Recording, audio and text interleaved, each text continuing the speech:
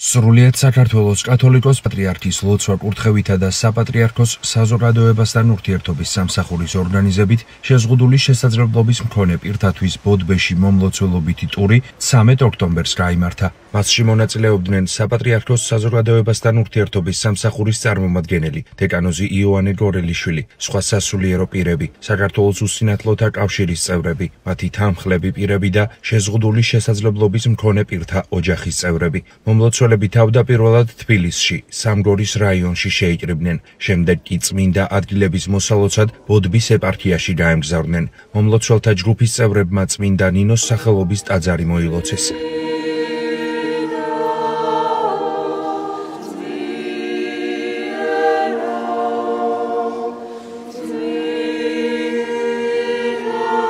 სასულიერო პირებმა პარაკლისი აღასრულეს. შეგახსენებთ, რომ უწმინდესისა და უნეტარესის, სრულიად საქართველოს კათოლიკოს პატრიარქის, მცხეთა-თბილისის მთავარეპისკოპოსის და ბიჭვინთისა და ცხუმ-აფხაზეთის მიტროპოლიტის ილია მეორის ლოცვა კურთხევით ბოდბის წმინდა ნინოს სახელობის საკათედრო ტაძრის მშენებლობა 2009 წელს დაიწყო და 2019 წელს დასრულდა.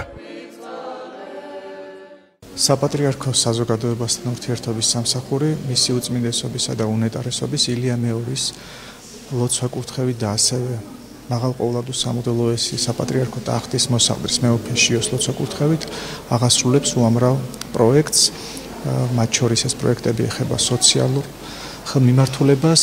დღევანდელ დღესთან დაკავშირებით უსინათლოთა კულტურის სახლის წარმომადგენლები წამოვიყვანეთ ბოდბის მონასტერში მოსალოცად, სადაც გადახდილი იქნა პარაკლისი.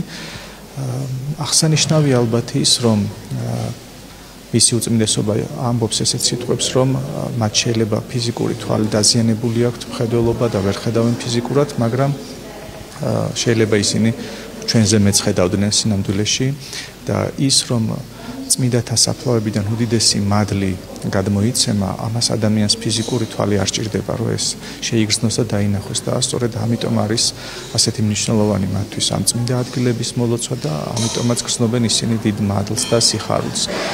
ასევე აღსანიშნავია ისიც, რომ დღევანდელი პროექტი ამ მოლოცვის შემდგომ გადაინაცვლებს უკვე არაფორმალურ გარემოში, სადაც მათ საშუალება ექნებათ ტრაპეზის დროს სხვადასხვა მათთვის საინტერესო თემებზე იქონიონ საუბარი სასულიერო პირებთან. ჩვენ აქ ჩამოყვანილები ყავს უსინათლოები, წმინდა ნინოს ტაძარში გადავიხადეთ პარაკლისი, ვაცხეს ზეთი, უსურვებთ ჯანმრთელობას, უფლისწყალობას, ღმერთმა დალოცოს და ღმერთმა გაახაროს ეს ხალხი.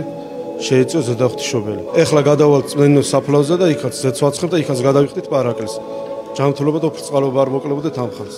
უკვე 2022 წლის შემდეგ 3 წელია უკვე რაც საქართველოს უსინათლოთა კავშირი საპატრიარქოსთან ერთად ახორციელებს პროექტებს, ეს არის მომლოცველობითი ტურები და ძალიან ბედნიერები ვართ იმით, რომ დღეს ვართ ბოდბეში.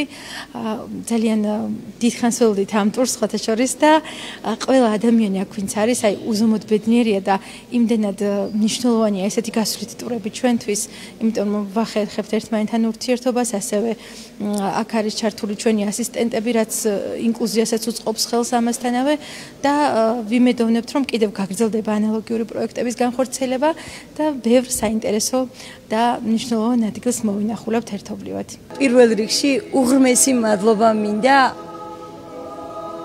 ამ ეკლესიას, წმინდა ნინოს ეკლესიას, მოუხადო უღრმესი მადლობა ესეთი თბილი და მართლა ღვთიური სიყვარულისთვის, როგორც დაგხვდნენ, როგორც შევხვდნენ, როგორც დაგვლოცეს და მინდა ერთადერთი რამე გითხრათ ამ ცოდვილმა ნინომ, რომ საქართველოს გადაარჩენს რწმენა, საქართველოს გადაარჩენს უფალი. პარაკლისის დასრულების შემდეგ სასულიერო და საერო პირები წმინდა გიორგის სახელობის ტაძრისკენ გაემართნენ. მომლოცველთა ჯგუფის წევრები წმინდა ნინოს საფლავს მიახლნენ. სასულიერო პირებმა წმინდა გიორგის სახელობის ტაძარში პარაკლისი აღასრულეს. დიდი მადლობა მინდა გადაუხადო საპატრიარქო ტახტის მოსახდრის მეუფეშიოს. მისი ლოცვა კურთხევით და მისი მხარდაჭერით ხორციელდება სხვა პროექტები და ეს პროექტი არის ერთ-ერთი მათგანი, რომელსაც აქვს ძალიან დიდი მადლი, რადგანაც ამ ადამიანებში ჩანს ძალიან დიდი სიხარული და ამით არა მხოლოდ ისინი, არამედ ჩვენ ვცხოვრობთ, რადგანაც გვეძლევა საშუალება, რომ შევიტანოთ პატარა წვლილი მათ ცხოვრებაში, მათ სიხარულში. ჩვენ დღეს მოვილოცეთ წმინდა ნინოს საფლავი იმყოფებით ბოდბეში, გადავიხადეთ წმინდა ნინოს სახელზე, პარაკლისი, ასევე წმინდა გიორგის სახელზე და მინდა უსურო თითოეულ ამ ადამიანს ჯანმრთელობა და დღეგრძელობა. საპატრიარქოს საზოგადოებასთან ურთიერთობის სამსახური ხშირად ახორციელებს მსგავს პროექტებს, როდესაც ესეთი შეზღუდული შესაძლებლობის მქონე ადამიანებს გვერდში უდგანან და შესაძლებლობის ფარგლებში მაქსიმალურად ცდილობენ, რომ ეს ადამიანები ყურადღების გარეშე არ დარჩნენ და მათ დავეხმაროთ იმაში, რომ ეს მძიმე ყოფა შეუმსუბუქოთ და დღევანდელი დღეს ამის ნათელი დასტური არის და წამოვედით ბოდბის დედათა მონასტერში და გვინდა რომ ჩვენი მზრუნველობა და ჩვენი თანადგომა გამოვხატოთ და გამოუცხადოთ ამ ადამიანებს.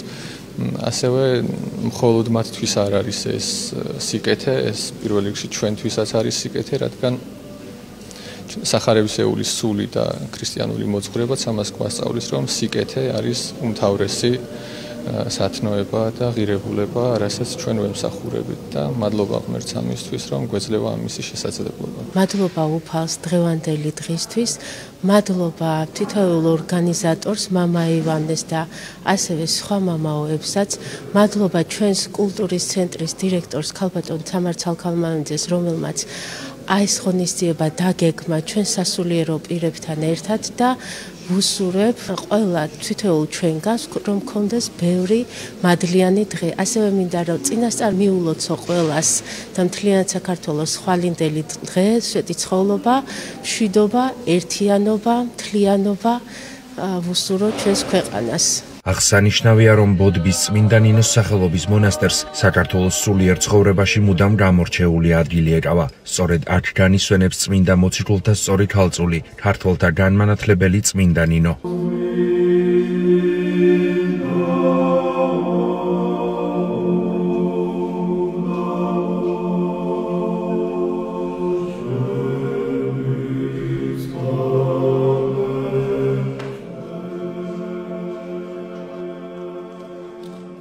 უღრმესი მადლობა დღეს საპატრიარქოს საზოგადოებასთან ურთიერთობის სამსახურს და ასევე უსინათოთა კავშირის კულტურის ცენტრს, რომელმაც დღევანდელი დღე მოაწყო და ეს პროექტი უკვე გრძელდება კულტურის ცენტრის ეგიდით და დღევანდელი დღისთვის უღრმესი მადლობა საპატრიარქოს სამოდელოებას, რომ შედგა დღევანდელი დღე ერთ-ერთი მომლოცველობითი დღე ბოდბეში, მოვილოცეთ წმინდა ნინოს საფლავით, შეგვეწიოს დღევანდელი დღის მადლი სრულიად საქართველოს და უფლის მეშვეობით და ღვთისმშობლის მეოხებით უფალმა გააძლიეროს და გაამტრიანოს სრულიად საქართველო.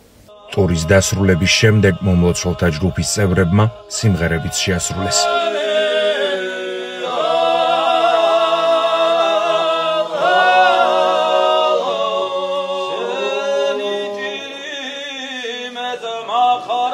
Korşevaradın say gavxaro